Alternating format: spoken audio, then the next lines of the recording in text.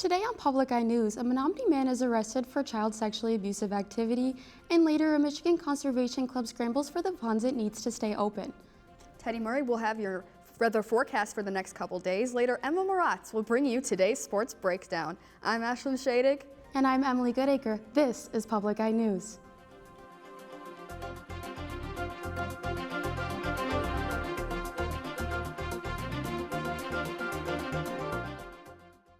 A Menominee man has been arrested following an investigation into alleged online child exploitation. According to Michigan State Police, 30-year-old Tristan Diamond is facing multiple charges, including possession of child sexually abusive material and using a computer to commit a crime. The investigation began after a tip from the National Center for Missing and Exploited Children, which led authorities to believe unlawful content was being accessed and shared online. A search for the suspect's home uncovered digital evidence. He was taken into custody and later arraigned in Menominee County Court. Officials are reminding families about the importance of online safety. Anyone with information about possible exploitation is urged to report it through the cyber tip line. And 3 people are dead in Detroit after a shooting at a gas station that investigators reported to be self-defense. The incident began after a legal straight race and crash involving 2 vehicles. The crash victim then followed the car that struck them to a gas station where a confrontation broke out. A 22-year-old man in the pursued vehicle opened fire, killing 3. According to the Wayne County Prosecutor's Office, there was not enough evidence to disprove the suspect's claim of self-defense. Under Michigan law, deadly force can be used if someone believes they are in immediate danger. Multiple firearms were recovered at the scene, and the shooter was legally allowed to carry a gun. The case is now closed as authorities say the shooting was justified. Michigan United Conservation Clubs, an organization that has spanned 89 years, might have to shut its doors soon. Founded in 1937, it aims to protect rights to fishing, hunting, and trapping. It describes itself as the largest nonprofit conservation society in the United States, encompassing affiliate clubs and individual members who pay to sustain the club's efforts. $100,000 is needed by May 1st, or operations will be forced to cease.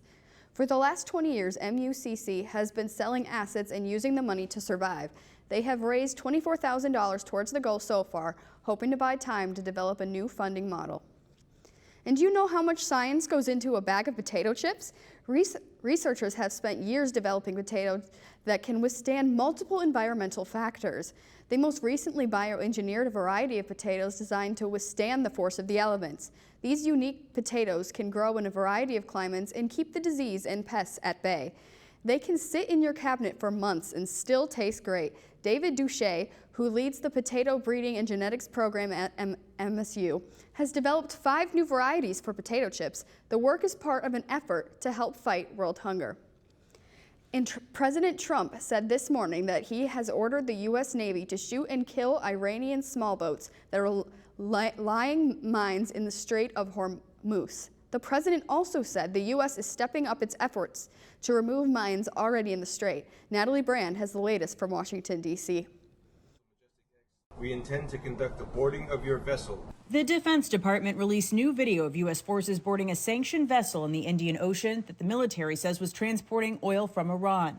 The Pentagon says it will continue to stop vessels providing material support to Tehran and says more than 30 vessels have been turned around as part of the U.S. blockade.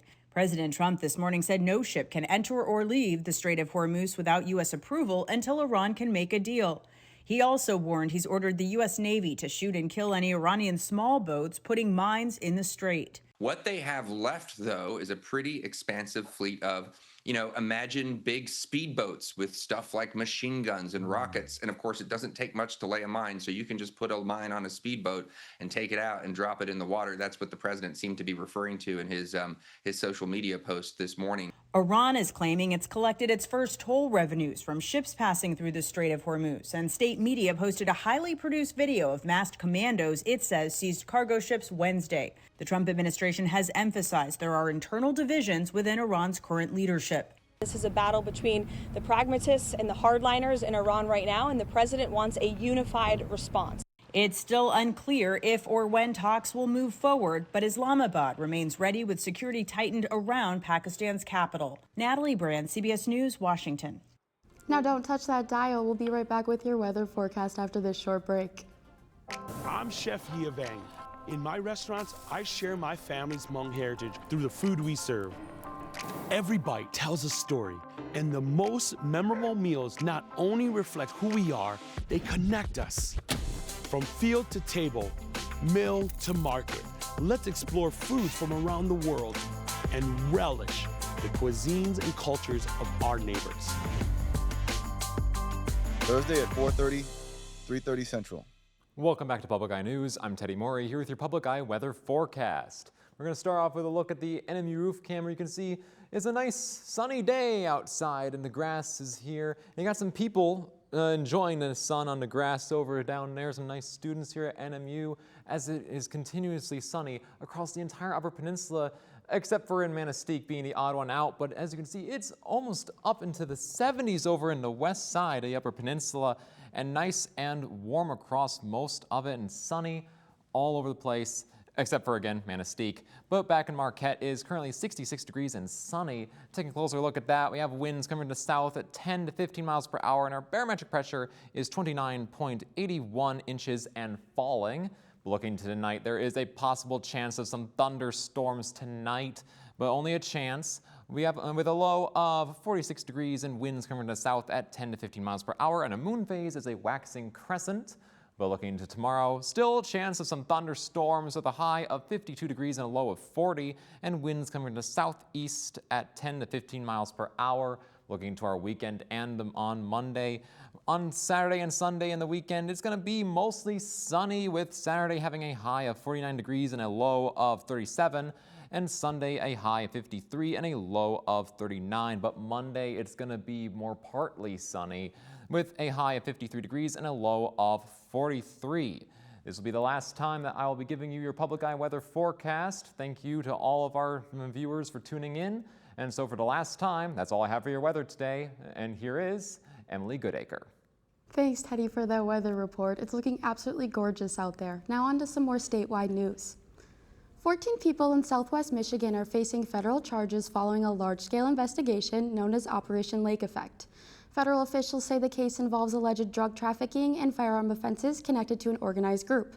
According to the U.S. Attorney's Office, the suspects are accused of trafficking large amounts of methamphetamine, fentanyl, and cocaine across the region. The group brought drugs in from out of state, even shipping packages through delivery services. Authorities seized the drugs, over $40,000 in cash, and multiple firearms in the Kalamazoo and Benton Harbor area. Officials say the operation is part of an ongoing effort to crack down on organized crime and keeping communities safer. And the Michigan Department of Civil Rights has filed a discrimination charge against a business known as the Michigan Peddler. State officials say the case involves alleged retaliation after an employee reported discrimination in the workplace. Investigators found the employee was later fired after raising concerns about race and sex-based harassment.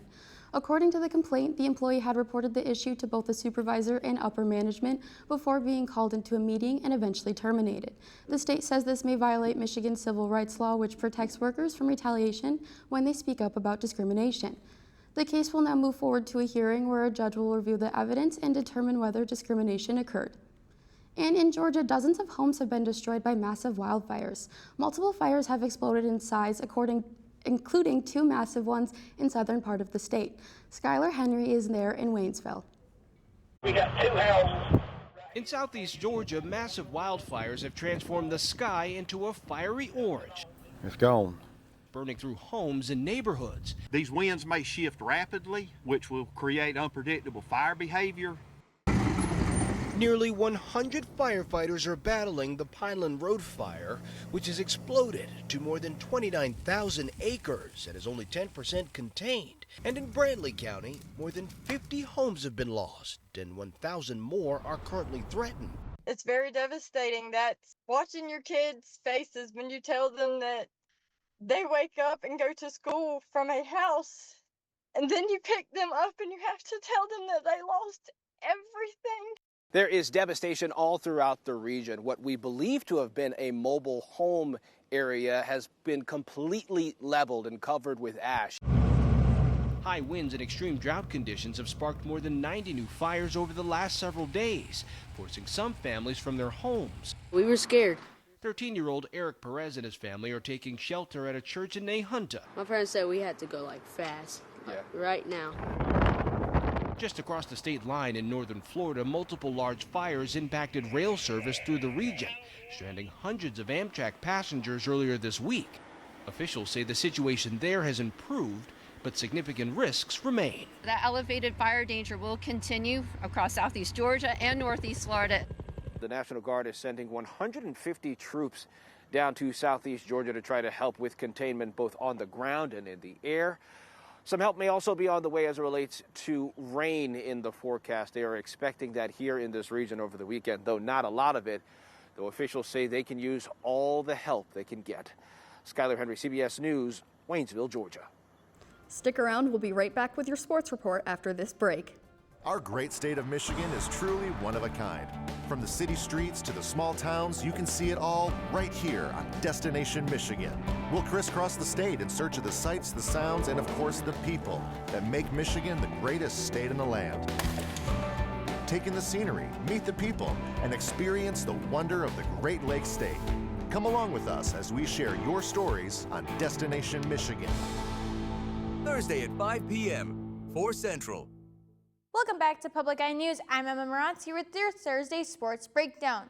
Starting off in Steel City, the NFL Draft starts tonight with over 257 prospective athletes, eager and ready to find out what team is going to select them. The Las Vegas Raiders have the first pick in this year's draft, with NFL Commissioner Roger Goodell to announce #1 pick Fernando Mendoza.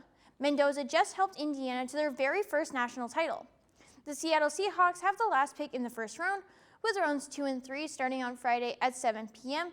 and Saturday has rounds 4 through 7 beginning at noon. Tonight's first round starts at 8 p.m.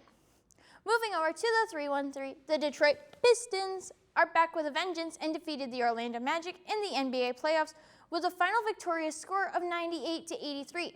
Cade Cunningham had 27 points, 11 assists, and 6 rebounds during the game, and the Pistons ended the NBA's longest home losing streak in NBA history.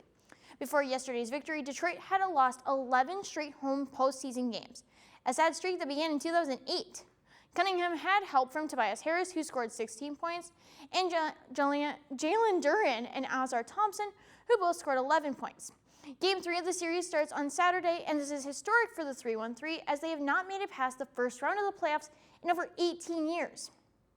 Ending in the lovely 906, the NMU men's and women's soccer teams are holding both youth and adult tournaments.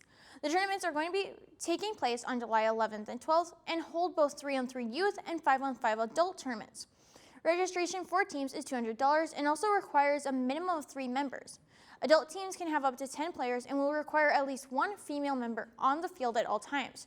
Registration for the tournaments ends on July 1st at 4 p.m. Eastern Time and can be emailed to Nate Phillips at nphil@nmu.edu. That's all I have for sports. Let's send it back to the desk. Thanks, Emma, for that sports breakdown. It's really exciting that soccer's here because that's a sign that summer's here as well. Definitely. I do hear you have another story for us, though. I do. A fundraising event is taking place at the Kauffman Auditorium on April 23rd. The Make Believe Spurs will be performing the music of John Prine. Tickets are $20 and the event runs from 7 p.m. to midnight. Well, that's really exciting, but also something exciting for you is graduation. How are you feeling about that? I'm really excited, but I'm really sad this is my last show. I know. I've had so much fun doing this with you, and I'm very sad you're leaving. I'm very sad. But you can enjoy your summer knowing that you have no more college to go to. Exactly. This is crazy. I know. This is crazy. I'm so over exams and everything. I can't wait to be done. Me too. either. I'm very stressed out, but it's almost over. I know. That'll be so fun for you. And that's all the time we have for today. I'm Emily Goodacre. I'm Ashlyn Shadig. And this is Public Eye News. Bye.